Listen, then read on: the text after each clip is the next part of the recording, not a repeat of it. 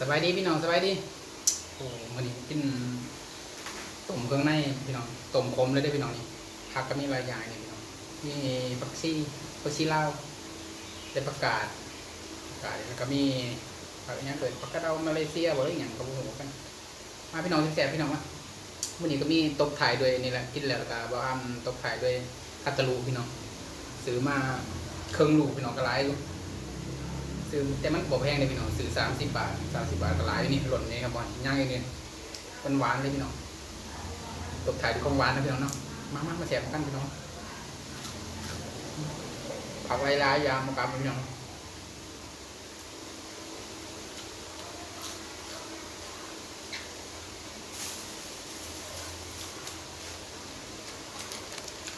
ชูต้องเป็นแบบ3 ระดับผมเลย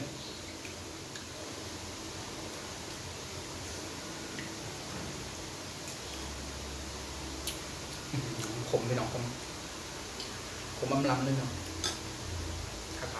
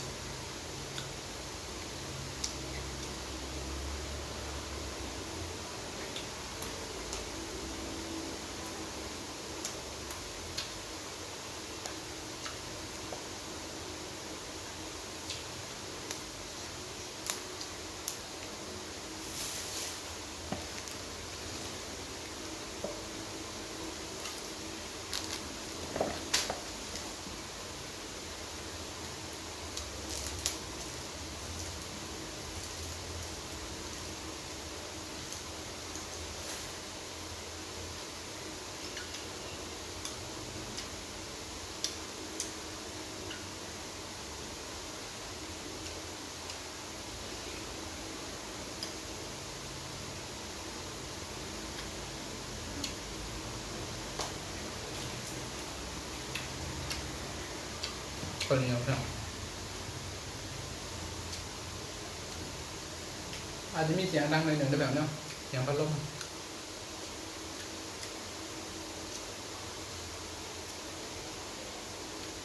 ดูนี่กระบาลเล็กหน่อยที่หนูเขาเสร็จแล้ว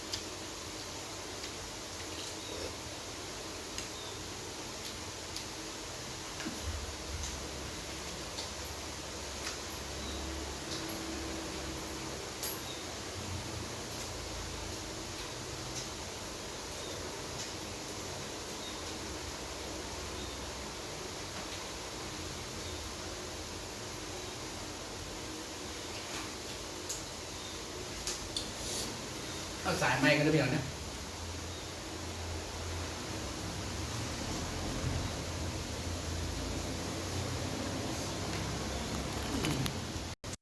เป็นยังไงพี่น้องมีสายไม้ได้ปะเนี่ยบอกกับไม้มันก็สีดังดีกว่าเนี่ยพี่น้องเนาะมาพี่น้องนะเสียบมันกันนะนี่ผ่านนี่เขาบอกผักกระเดามาเลเซียบุรุษเลย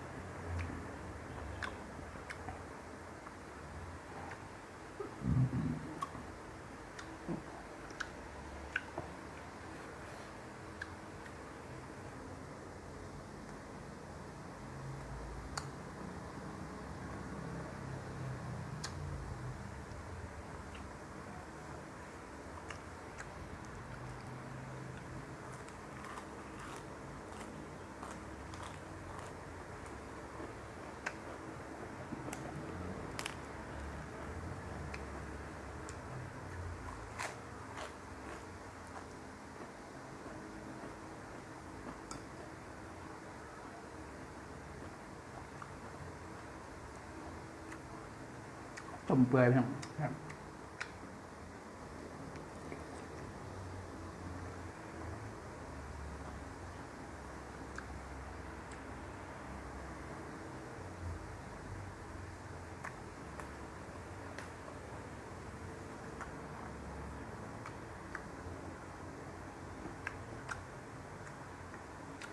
ครับ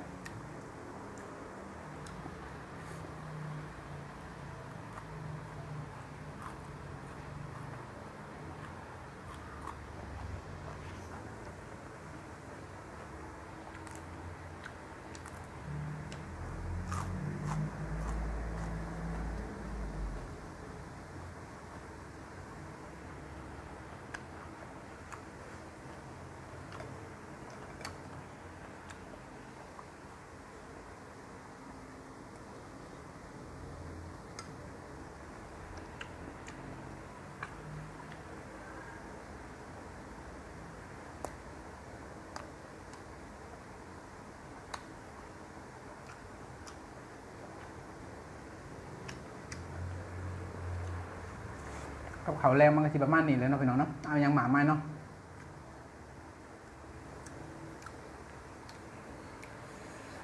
คัตตาลูลงถ่ายแล้วก็โคกตบถ่ายด้วยโคกพี่น้องสิอิ่มแมลงนอนหลับสบายสินอนฝันเอาหวยพี่น้องอย่าลืมฝันเอาหวยเด้อใครได้หวยดีๆก็บอกว่ามันด้วยพี่น้องเด้อ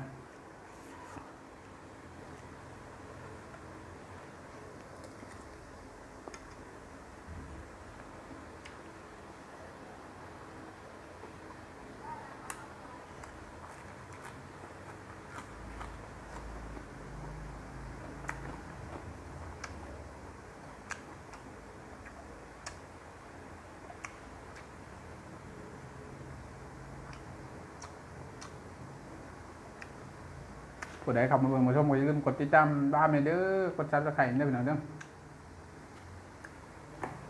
บาย